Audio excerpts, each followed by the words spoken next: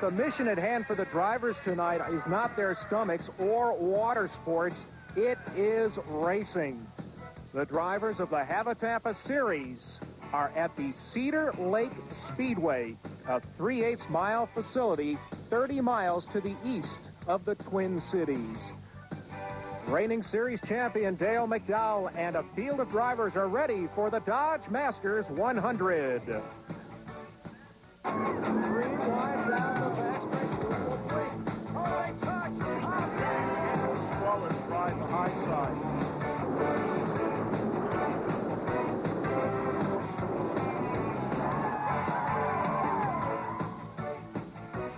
We've got 26 drivers ready to rock and roll in the Dodge Masters 100 here at Cedar Lake Speedway. Hello, everybody. I'm Mark Allen. Happy to have you aboard here on Speed Vision. To get things going, let's go to Roby Helm. Mark, since we last left Bristol Motor Speedway, Steve Francis and Wendell Wallace have picked up victories, and Wallace has taken over the point lead. Wendell Wallace is the defending champion of the Masters 100, but he'll start back in row number 9 tonight. The track's in great condition. We've seen multi-groove racing all night long. And now let's go to the third member of our team, Bill Hennessy, trackside, with our pole sitter, Johnny Johnson. The land of the lakes and the home to Cedar Lake, Wisconsin Masters. What a race we're at. And the man starting on the pole is an unfamiliar name to the regulars of the HAV-A-TAMPA Tour. It's Johnny Johnson. Johnny, you've got 27 years in the business. You won an NDR race a number of years ago. Can you win here this evening? Well, I'm going to try to lead a few laps. I don't know whether I can beat these guys or not. I just want to get out there and run a good race. And that's, I think, what everybody wants to do. Taking a look at the series points, the top 4 positions. You can cover them all with a blanket. Ray Smith sitting back there in 5th. He'll be looking in his mirror for drivers closing in on him, as well as trying to pick up a spot or two himself. Let's go back to Bill. A man who starts on the outside of the front row won last night in a preliminary to this event, Dan Schleeper. And Dan, possibilities of making it 2 in a row, are they good? I think they're good. We got a good horsepower underneath of us, and if the track plays out the same way, we'll be in good shape. Well, they pay the money after 100 laps tonight, and Dan Schleeper hopes to be the man getting the money. We're back with the grid and the green after this. It's the second annual Dodge Masters 100. The field is rolling here at Cedar Lake Speedway in New Richmond, Wisconsin. 26 drivers set to do battle on this 3/8 mile speedway. And let's take a look at our Carrera Shock starting grid. And you've already met our front row starters, Johnny Johnson and Dan Schleeper in row 2. Rick Auckland out of Fargo, North Dakota on the inside. Billy Moyer outside of him in the 21 car, the 1997 HAV-A-TAMPA champion. Starting on the inside of row 3, the Show Me 100 winner, Ray Cook. And the winner of the Dream, Freddie Smith, starts outside row number 3. On the 4th row, Rick Eckert, who got out of the box quick to start the season, one of our title contenders, along with Scott Bloomquist, who is also in the thick of that title chase. 5th row on the inside, Brian Burkhofer in the 15B car. Outside of him, a driver that cut his teeth here at Cedar Lake Speedway, Jimmy Mars.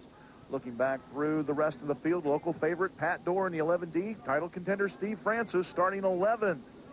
We take a look at other starters in tonight's field. Wendell Wallace, also in the title chase, and the defending event champion way back in the field, as is Steve Shaver, who set fast time earlier this evening. Bill Fry, who sat on the front row for this race last year, back in the 24th starting spot.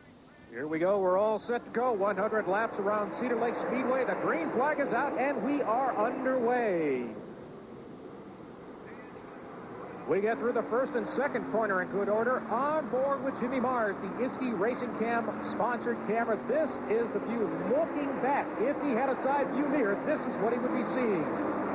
He'd be looking down at 2 cars on the inside of him. That means they are going 3 wide around this speedway. Hello there. There's Brian Burkhofer welcoming Jimmy Mars back to his home track, Cedar Lake Speedway. Jimmy hanging on for all he was worth after that little bit of contact. Look at that. Terry English down to the inside of him. Pat Dorr, that 11 car. Whew, that is not for the claustrophobic. Back up front, a race leader, Dan Schleeper, was already pulled out of frame, opened up a 4-car length advantage over Johnny Johnson. Then in 3rd, it's Billy Moyer in the 21, but this is a good battle. This is for 2nd. Billy Maher running the high side. Johnny Johnson inside of him. Then down even on a lower groove is Rick Auckland in car number 12 as they run second, third, and fourth around the speedway. Make that Moyer in second as he goes around the outside of Johnson. And I don't know if Johnson's going to have enough coming off the corner to repass him as Moyer, with the momentum, will hold the position and now set his sights on the race leader, Dan Schleeper. Johnny Johnson, in his pre-race interview with Bill Hennessy, did not sound particularly confident about his ability to stay at the front tonight. But look at this. Rick Auckland and the 00 of Freddie Smith. That's the battle for fourth. Freddie Smith winning his second Dream 100 a few weeks back at Eldora Speedway. And the Southern Gentleman, the 1996 HAV-A-TAMPA champion, has come alive, and he's up battling at the front. Now he's racing with Johnny Johnson for the third spot as he put the pass on Rick Auckland for fourth. Looks like the high line is the fast way around the track for the moment. We'll watch how that plays out as this surface will change throughout the course of the evening. What is fast early is sometimes not fast late, as Smith is now able to dispatch with Johnson. He's up to third and closing on Moyer. Well, one thing you can see about that outside cushion, Mark, is there's not a lot of loose dirt between the cushion where the lighter colored dirt and the darker colored dirt come together. There's a little berm up there as we've got a battle now for the fourth spot between Auckland and Johnson. They get up on that berm and they ride the cushion, but there's not that much room between that loose dirt at the top and the concrete retaining wall on the outside. Auckland using the absolute fastest way around the racetrack, or maybe I should say more appropriately, the shortest way. This is Ray Cook in the 53, the English Mountain Springwater entry. Scott Bloomquist in the Miller Brothers Cole. This is a battle for position in the top 10. And look at Steve Francis. You just saw him in your picture hook the inside berm of the speedway. It's not really a berm. It is old car tires that have been buried about halfway down in the dirt on the inside of the racetrack. And Francis working down on the bottom, trying to hook those tires to push that right rear tire back down and transfer some weight. So far, Ray Cook is winning this mini battle on the speedway. Another one that we're watching is our race leader already into slower traffic. He is trying to maintain the top spot. He's got it for the moment. We're in the early going in the Dodge Masters 100. How special is this race? Can you win it this evening? Yeah, no doubt about it. I feel pretty confident. The car was good last night. If we hadn't broken that hub, I felt like we had a pretty good car for the end. What's the combination to getting around here, and what's the dirt like? You know, I think you get a lot more on the edge driving style, and there's so many different lines you can run around this place. You know, last night there wasn't anybody running the line we ran, and I think it would have been there for a long time. You know, and I think again tonight the track's going to be pretty good. I think you're going to see a lot of three-wide racing.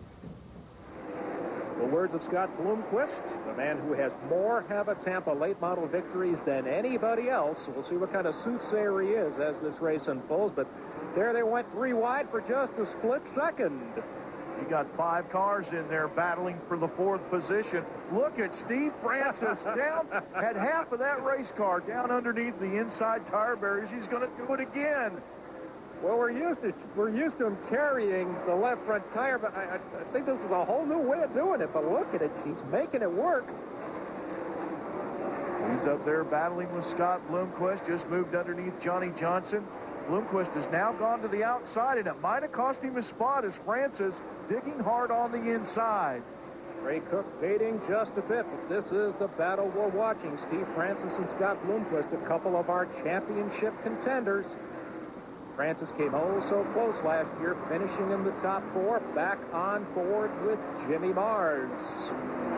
And let's see if Jimmy Mars is going to go downstairs. Nope, he's still working the high side in the Parker Stores Monte Carlo Rocket Chassis automobile. You can see drivers behind him trying different grooves on the speedway. That's John Gill in the Rocket Chassis house car right behind Jimmy Mars. And you can see the jump that Jimmy Mars gets off the corner working that outside. Now he's back down on the bottom. One of the things you're really noticing here, too, is that they're almost never straight. That rear end's always cocked out just a little bit. Then you get in the corner, and it's cocked out a lot. Well, this track here at Cedar Lake Speedway, when you run the outside as we see John Gill up on the left of your screen. He doesn't have the back end hung out as far as, say, Jimmy Mars does, running down on the inside of the speedway. And Mars is trying to do that thing with the tire barriers, too, that he's watching Francis in front of him get away with doing that. It's working for him, so he's going to try it. And Schleeper, meantime, has led every single lap so far of our 100-lap Dodge Masters feature, working up on the rear of Dennis Erb Jr., the reigning Rookie of the Year in the series. Heads down to the inside, has the lap lift just a little bit. I know Erb knows he's there now, and I'm sure that position will change hands as Schleeper is definitely hooked up. And boy, there couldn't have been a paper width between the two of them. Bill Hennessy talked with Dan Schleeper earlier about his preparations for the race. Dan, what are they doing here? They're checking the spring rate on the valves and adjusting the valves, just going through doing preventive maintenance on the motor. We usually do it after every race, so just gives us an idea of what's happening in the motor, if something's going wrong or anything. We get to find out by doing this. You're back in your neck of the woods. Do you have an advantage here? You know the dirt a little bit better? I don't know if we know the dirt a little bit better. I think Gary put some new clay in there and it kind of suited our car, and hopefully it works out again for us tonight. Having been the man who ran up front last night, what's the combination it takes to win here? I think having a good, consistent car. We put a lot of drive in this car last night, and it seemed to work out for us. The car, we ran in the cushion really last night, and the way the Rayburn car works, it's just a real forgiving car, and it just suited our driving style, and we had plenty of horsepower to back it up with. Considering the amount of money that's on the line for this race tonight, would you like to switch last night with tonight? Oh, definitely, if you're talking money standards, but a win's a win. I'll take it. I'm not really the greedy type. I'll just take one at a time. So far, he has taken 3 victories, among them one of the preliminary nights down at the East Bay Winter Nationals, and then the inaugural visit for the HAV-A-TAMPA late models at the dirt track at Texas Motor Speedway. Rick Auckland has moved around Billy Moyer up into the second spot, and Auckland still running the inside, and now Billy Moyer's going to try the inside in the 21 car. Part of that is dictated by race traffic. The car to the high side, the 1J, is J.D. Johnson. Quick reminder for you folks, the next Speed Vision telecast will be Friday, August 11th from the Knoxville Raceway. And then the Lowe's Motor Speedway, the new dirt track, just across the street from the big track. That'll be on in August, so make sure to make a programming note to join us then. Meanwhile, Dan Schleeper, our race leader, is about to put a lap on last year's Masters champion, Wendell Wallace, in the 6M. Look at this. Wendell Wallace, you wouldn't expect to see this on the defending race champion and one of our contenders for the championship, but that just gives you an idea of the pace that Dan Schleeper is setting in the early going here at Cedar Lake Speedway. He's got Bill Fry in front of him in the 66 car, and Wallace and Fry are battling for position on the racetrack as the race leader, Dan Schleeper, comes up to try to put them a lap down. More importantly, they are trying to stay on the lead lap. Meanwhile, another one of our title contenders, the Ray Vest-sponsored entry of Rick Eckert, the number 24 car, trying to work his way toward the front. The candidate that he's really trying to pass now, just directly in front of him, is the 17M of Dale McDowell, the reigning series champion. The 31 car in the Curtis Equipment-sponsored machine, that's Skip Arp. Pole sitter Johnny Johnson in the J&J Steel Ford Mustang beginning to work his way backwards through the pack. He's already backed up out of the top 10. We take a look at our leaderboard as we head to break. It is still the Dan Schleeper Show. Stay with us. Welcome back to Cedar Lake Speedway. Just as we were going to break, Dan Schleeper kissed the outside wall. He is running as high as you possibly can. I'm telling you, if the wall wasn't there, Dan Schleeper would probably be out in the middle of the parking lot by this time of the race. Very close to the wall, and again, Schleeper trying to work his way around Wendell Wallace and Bill Fry. They're racing side by side for position, trying to stay on the lead lap, and oh, he came close coming off a 4 that time. That's Billy Moyer, also dangerously close to the turn 4 wall coming off the second corner. The track narrows up just a bit. He's able to keep it between the walls, but we've seen a couple of drivers kiss it so far. The question now becomes, is somebody going to whack it hard? We hope not. Dan Schleeper now taking a little bit different line. He came down off the wall. I think he might have scared himself just a little bit there a couple of laps ago.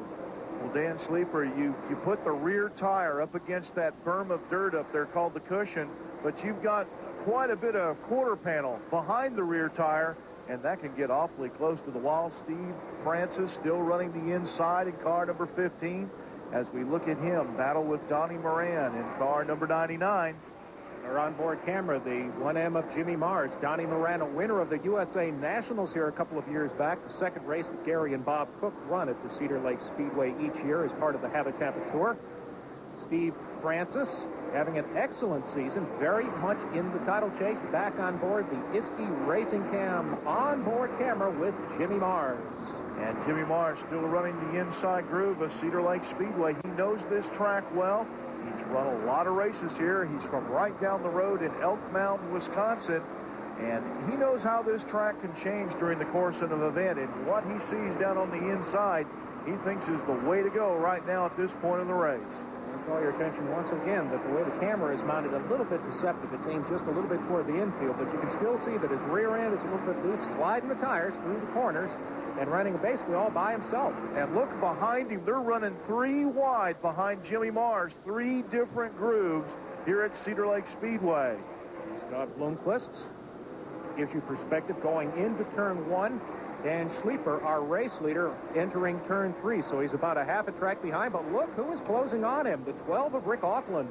Auckland able to close in. We see that Schleeper has finally worked his way around Bill Fry in the 66 car. And I think Wendell Wallace might have got away from Fry in that battle they were having, as we see Wallace just going out of your picture. And Schleeper very high as he goes around Marshall Green in the 89 car. Rick Auckland running about the middle groove of the speedway as he tries to work. Whoa. Boy, he thought better of that. That was a great decision. He's going to try it again. And he makes it work. I'll tell you what, Auckland's car is hooked up much better than Dan Schleeper. He went right in between Marshall Green and Bill Fry. Rick Auckland did. And now he's going to try to put the pressure on Schleeper. Schleeper almost lost it coming out of 2. We've got a battle for the lead on our hands between Dan Schleeper and Rick Auckland. And it's Schleeper who jumps the cushion in turn 4, way up high in turn number 1. He's in the wall. He's in the fence. We've seen it coming for a while, battling for the lead. Dan Schleeper in the wall. The caution is out. Threw his hands in the air, and now we can see a little bit of raw fuel burning out of the exhaust pipe as he tries to refire the car. I'm sure the car stalled when he made the contact with the outside retaining wall, but that's what happens when you hang it out like Dan Schleeper was. You're flirting with disaster, and Dan Schleeper found it. Well, he gave us a great show, but, Roby, I don't think we should necessarily be surprised. It looked like that car was starting to give up for about 10 laps. Well, we noticed it getting very loose up on the high side, and you can see the damage on the right side. And let's take a look at a replay of what happened to Dan Schleeper. Now, Schleeper had been running the high line for the better part of the last 10 laps, and then when Rick Auckland got down beside him, really left him no choice but to run upstairs. And that's what happens when you jump the cushion. There is absolutely zero traction up there. Dan Schleeper in the wall. In looking at that marker, it looked like he might have had something mechanical go wrong with the car. It looked like he got in the corner in good shape, but as he tried to come off the corner, it looked like the front end wanted to go to the right, and that's what put him in the wall. Well, Rick Auckland is now the man on the point. Started third tonight, has never drifted much further back than fourth. Now sitting atop the leaderboard, and we are approaching the halfway point in the race. Rick Auckland out of Fargo, North Dakota, calling the Badlands Bandit. Has run many races here at Cedar Lake Speedway as we see the great crowd on hand here tonight. More of the Dodge Masters 100 in a moment. Back at Cedar Lake Speedway under our first caution, and a dramatic one it was. Our race leader, Dan Schleeper, side by side with Rick Auckland. They were really nowhere near each other, but Schleeper just in the wrong place at the wrong time, could not get the grip on it. If you're just joining us, here's what happened moments ago. Dan Schleeper got in the corner, but coming off, the front end washes out, and he makes contact with the wall. Let's find out from Bill what happened. Dan Schleeper surveying the damage on his race car. Dan, you were leading the race. What happened with... I just kind of got to control. That's all there is to it. Trying a little too hard, got up on the cushion there, front end pushed out of me, and just tagged the wall. You must be disappointed. Oh yeah, I'm disappointed. I was thinking of riding there for a little while, and lap traffic was kind of holding me up a little bit, but I don't know. It's just one of them deals, hard racing. An honest man. Absolutely. Didn't blame the equipment, didn't blame anybody but himself. Well, Dan Schleeper's just that kind of a race car driver. He drives hard. He knows what the consequences of that can be. To put it mildly, for Dan Schleeper, it's either the checkers or the wrecker. Tonight it will not be the checkers. He is our first car officially out of the race. Our outside pole sitter will finish dead last. But back under green now, Rick Auckland will start paying attention to two drivers who want the top spot. One of them is Freddie Smith on the inside of the 21 of Billy Moyer. Right behind Rick Auckland, a pair of former HAV-A-TAMPA champions, Freddie Smith, the 96 champion, Billy Moyer, the 97 champion. And they are closing in on the race leader as it's a battle up front. Scott Bloomquist beginning to close in from the 4th position in the 0 car. And right behind him, Steve Francis in car number 15. This is the battle we'll keep our eye on. It's a good one. The Southern gentleman, Freddie Smith, and Billy Moyer, Roby says, knows how to get to the front not only often, but consistently, because that's what it takes to win the HAV-A-TAMPA championship. Some nights you're going to be hooked up, and it's easy, or let's say easier, getting around a racetrack. But some nights you're just flat out to lunch, and all you're trying to do is salvage a top 10 finish. This is a bit further back in the pack. On the high side is Steve Francis with Scott Bloomquist directly in front, and Francis had to lift for just a moment. John Gill right in the mix in the 1G car. John Gill out of Mitchell, Indiana, picked up the ride recently in the Rocket Chassis house car, and he slides up in front of Scott Bloomquist for the 4th position. Francis still hooking the inside berm in the 15 car. Well, Francis was 4th just a split second ago. Gill just shot by him. That's how fast things can change on a racetrack that has multiple grooves. The Indiana Cowboy is definitely on his horse and riding to the front in the Rocket Chassis house car. Steve Francis in the Valvoline Oil Rocket Monte Carlo battling with Scott Bloomquist for the 5th position. They have sorted out for just a moment. Scott Bloomquist also doing a little bit of groove searching as that battle for second, pretty much like we left it. Still side by side, still a good one between two of the wily veterans in all of dirt late model racing anywhere in these United States. As we take a look at our Goodyear Racing Tires mid-race recap, our pole sitter Johnny Johnson, but our current race leader Rick Auckland. We've only had 2 lead changes. Dan Schleeper had it at the start. He lost it when he hit the fence. Rick Auckland has been on the point ever since. And while Freddie Smith and Billy Moyer have that battle going for the 2nd spot, Rick Auckland has been able to pull away a little bit as Freddie Smith trying to work underneath Billy Moyer, but can't quite get enough momentum to make the pass coming off the corner. So Freddie Smith and Billy Moyer, they're going to try the high side once again around Cedar Lake Speedway. And Mark, as you see, a lot of these drivers doing a lot of groove hunting out there now. You can see the track starting to get black from top to bottom as it begins to slick over a little bit. And that's when these drivers can really wheel and deal and try different things on the racetrack. John Gill's trying the inside on Freddie Smith. He had just moved up into the 4th position, and now he's closing in on the 2-car battle for second between Moyer and Smith. The Hoosier driver, the 4th place driver, having a tremendous run here tonight at the Dodge Masters 100. This is the 2nd year the race has been run. Wildly successful last year for the Cook family. They said, we have got to bring this back, bring the best of late models here. And I think the fans have seen a tremendous race. Ray Cook in the 53. Brian Burkhofer to the high side. It's Jimmy Mars. 3 wide there in turns 1 and 2 as they race down the backstretch into the 3rd turn. Ray Cook again down on the bottom trying to make it 3 wide, but Burkhofer will make the pass on Jimmy Mars. And now Cook will try. Is there room there? Cook just made some down on the bottom of the racetrack, hooking that left front wheel over the inside tire barriers. Look at that thing jump in the air, Mark. Well, some racetracks have got great big construction tires, and Other tracks have a high berm. This one's got tires that are just high enough to tease you. You can run across them a little bit, but it's still real hard to get traction. We saw Steve Francis early on try that and upset the car only a little bit, and he is having a tremendous run. So I think maybe they're all kind of watching and saying, hey, let me try that just for the heck of it to see if I can get any traction on the right side all the way downstairs while I hang that left tire out over the tires. As they are now passing the 30 of Steve Shaver, the Simonton window-sponsored entry, a little bit off tonight, had a great qualifying effort, first car on the track and set fast time, but hasn't run well in his heat race. But now look at this battle. This one is between the 15 of Steve Francis, and I'm going to say battle, it is no longer one, as Francis has taken the spot away from Smith. Tell that to Billy Moyer, because now Francis is up battling him for the second spot. The action hot and heavy here at Cedar Lake Speedway. We'll be back with more in a moment.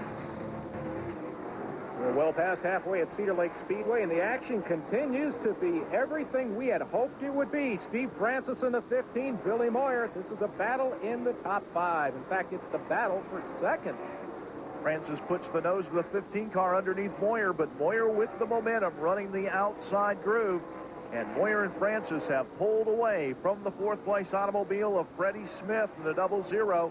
John Gill also back there as Francis completes the pass. Steve Francis up into the second spot.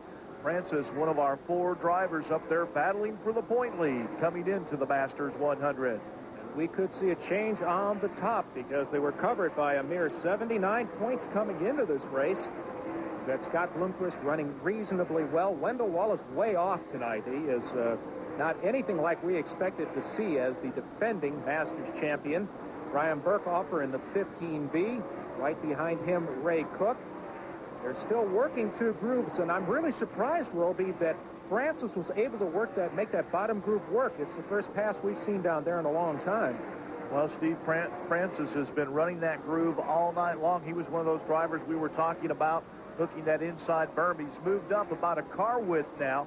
You can see the dirt is still brown colored on the inside as Francis now closing in on Rick Auckland as they move around the speedway. And this Auckland, this is for the lead. And Auckland looked like he was going to try some different grooves, but he's got to cover his ground. Here comes Francis, puts the nose to the inside of Auckland in turn 3, but can't complete the pass. Auckland slams the door, no contact. When you're in front, you've got the preferred line. Everybody else has got to get around you unless they want to root you out of the way. Francis made his best shot there just a moment ago, and now the gap has opened up a little bit. Look at the coverage between first through fourth. It's only about 6 car lengths in total. And not that far behind, John Gill back in the 5th spot in car number 1 as Francis looks to the outside as they cleared the lap car. Shaver, here comes Moyer. Moyer completes the slide job in turn 3, moves back around Francis for second. That was a veteran move by Moyer. He saw that Francis had departed from his preferred groove, and he shot through that like a hungry wolf looking for a sheep. Well, you know they're not running the radios this year in HAV-A-TAMPA, and that's a good example of the kind of racing you're going to see because Steve Francis, he may have had no idea that Billy Moyer was that close to him. And he has given up about another 4 car lengths to Moyer since that pass occurred. Meanwhile, this is the battle for 4th. Freddie Smith in the 00, the 1G of John Gill. 15B of Brian Burkhofer right in that mix. The 53 of Ray Cook has moved around Scott Bloomquist. And Jimmy Marr still running the top 10 in the 1M automobile. This has been a heck of a race. And we've got a heck of a title chase going, too. Earlier, Bill Hennessy talked with most of our title contenders. Scott, tell me what the seesaw battle's all about among points so far this year. Well, I think with a lot of us, it's been a few things breaking.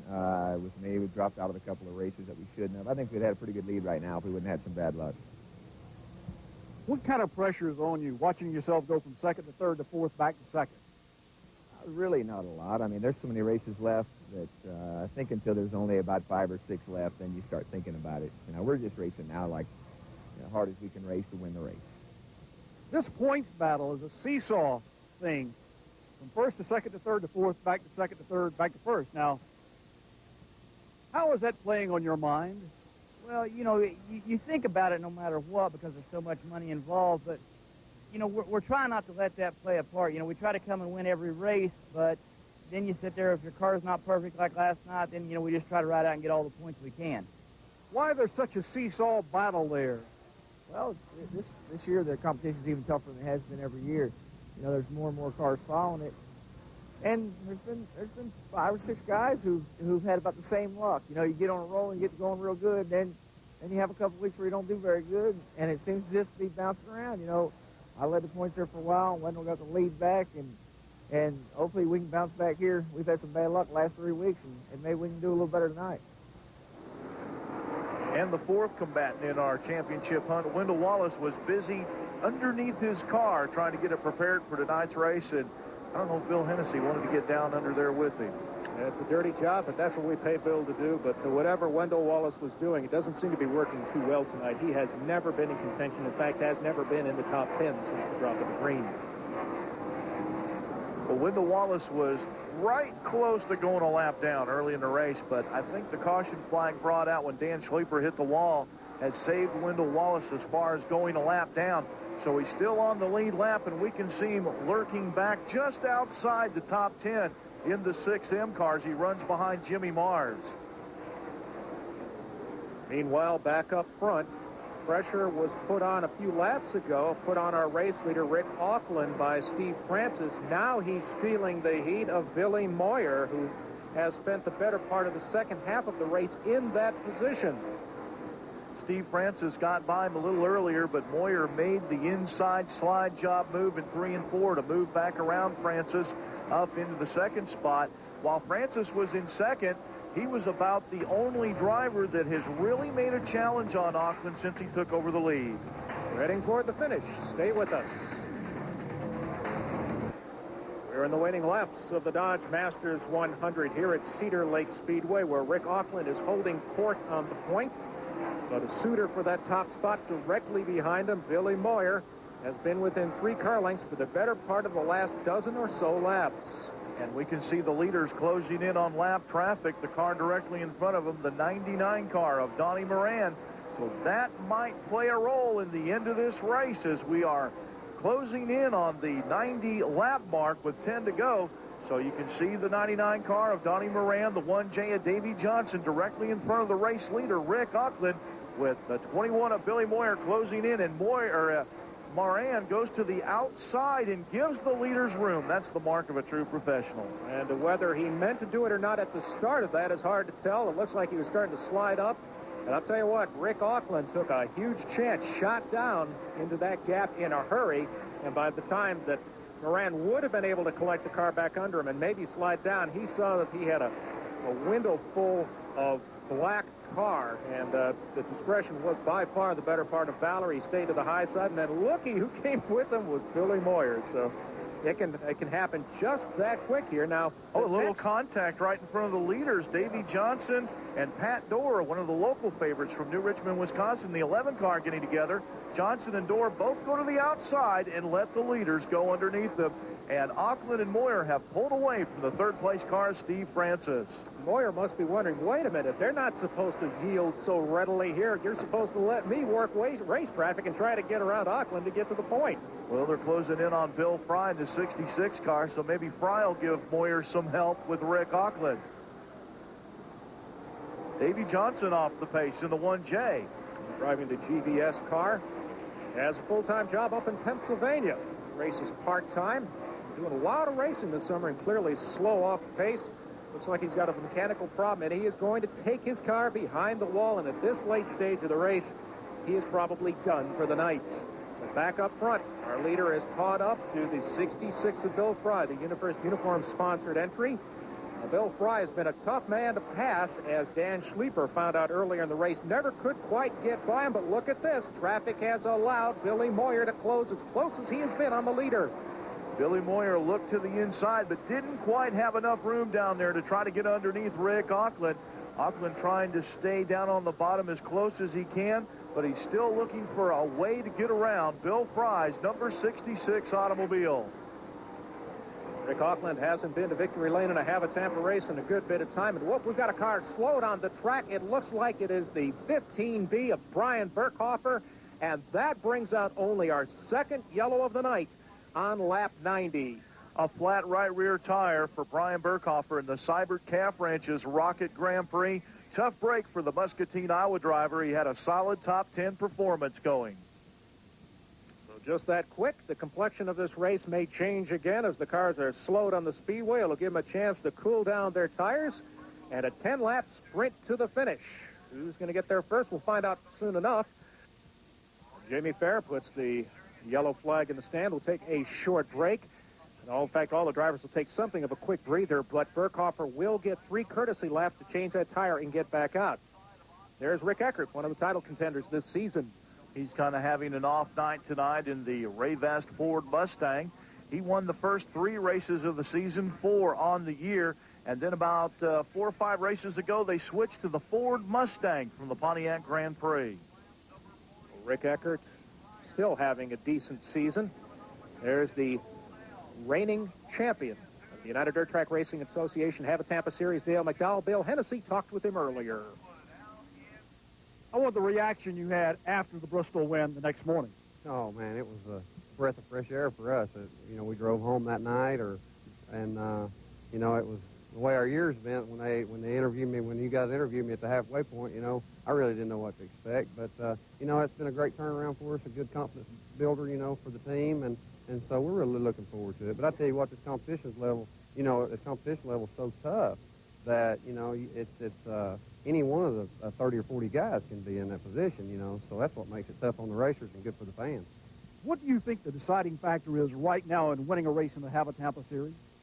Well, I mean, you know, we've talked about that this year. It just seems like, you know, there's more and more competitive guys that come in. There's a lot of young talent in, and then you got the guys that, you know, that's been in the series for 5-6 years now, you know. So I really think that it comes down to where you draw to go out to qualify, you know, if you're in the inside, if you're in the preferred groove, you know, after your qualifications. And, you know, so those little bitty things now seem to be making great big differences, you know. So I think it's just you got to have all the ingredients together, you know, to put together a win. Among your friends at home, what did they tell you after you won Bristol? Well, you know, it was really, a lot of people didn't ever believe that it actually put dirt on Bristol, you know. So it was a lot of excitement there around the shop, and I had a lot of calls that week. You know, I really don't think I realized personally how prestigious that event was, and you know, there's a lot of people there. You know, 45,000 fans, a lot of corporate people there, and so it was probably a bigger win than I realized.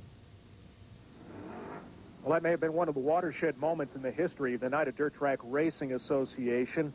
For more information about what is becoming the premier dirt motorsports series in the country, check out the HAV-A-TAMPA-Racing.com website. That black jacket will be presented to somebody tonight as the new champion of the Dodge Masters 100. At very worst, everybody's going to get to carry away a little bit of hardware from tonight's efforts. Wendell Wallace will be making that presentation as the defending champion of the Dodge Masters 100.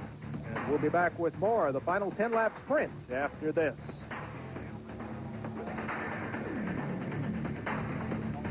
Back at Cedar Lake Speedway, this is it, the 10-lap dash for a $35,000 winner's check, and will be a very important development with that caution. No traffic in front of the leaders or around the leaders, because the new rule this year, all the lap traffic goes to the back of the pack. It's now just Rick Auckland, Billy Moyer, Steve Francis, Freddie Smith in fourth. Look at Bloomquist going to the high side, going for broke, jumped the cushion, might have lost a couple of spots. Now getting pressure from the bottom side, Wendell Wallace, who we haven't had much to say about tonight because he really hasn't been in the fray, but check this out. This is for a position in the top 10. And Scott Bloomquist may find himself out of the top 10, but he had to try it. He went to the high side. That was the only chance he had to try to get to the front. They have now lined up back in single file order. Battle for the moment has settled down, but back up front, the man who has this race to win or lose in his hands is Rick Auckland. Started third this evening. And Dan Schleeper was on the high side of the track, and Auckland was downstairs on lap 44. Schleeper up into the fence. That's when the lead changed hands, and Mr. Auckland has held it ever since. Auckland was really putting the pressure on Dan Schleeper when Schleeper had his problem up in turn number 2. Auckland has had a fast race car all night long. and he's pretty much stuck to the bottom of the racetrack.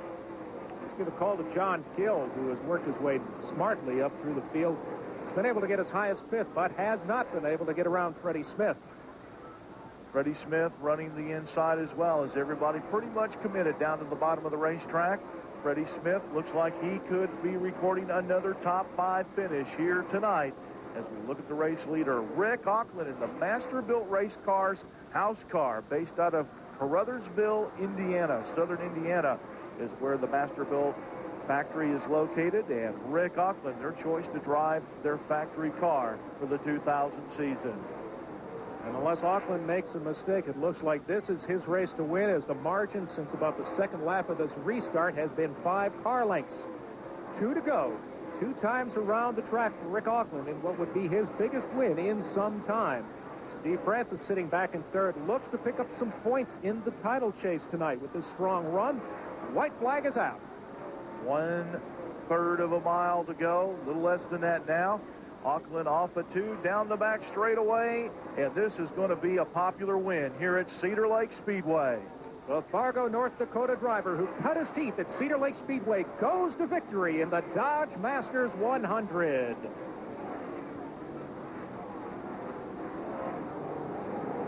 Once he got the point, he never gave it up. Rick Auckland, the provisional winner. He's got to go to the scales, so once he clears those, we'll be back to talk to the winner of the 2nd annual Dodge Masters 100. Great run for a driver who knows this track as well as anybody. Back with the winner in a moment. We may have seen only a couple of lead changes here at the Dodge Masters 100, but from 2nd on back, it was one heck of a show. Rick Auckland's got 35,000 reasons to be happy trackside, and he's with our Bill Hennessy. It helps to have familiarity with the racetrack. Rick Auckland used to race here as a regular, and you've won the Masters. Congratulations. Thanks very much. It was a good race. We had a lot of fun here this weekend. How did you get dialed into this track, and how did you know it was going to blacken and tighten up? Well, you know, it's got a history. Once the bottom kind of goes away with there's no mud down there, usually after a while it'll start coming in the middle. And I started hunting around in there, I don't know, lap 30, 40, somewhere in there, and I thought, well, this thing's going to come here after a while. Would you have had anything for Schleeper had he stayed on the racetrack? Well, I don't know. We had just caught Dan, and I thought we were going to have a real good race with him, and he must have jumped the cushion over there or something. Well, to my knowledge, Jim and I didn't touch, so I don't really know what happened up there. But congratulations on your win. And the man that's going to present the trophy, of course, is Gary Cook. Gary steps up here.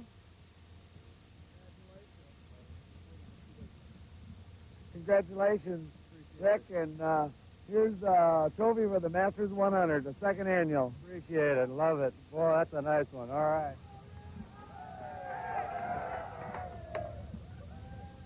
Hardware and money to boot. Not a bad night's work as we take a look at the rest of the finish order. A good salvage effort by Wendell Wallace to finish in the top 10. And that ought to pretty much keep him in the point lead as we look down 16 through 25 in the finishing order.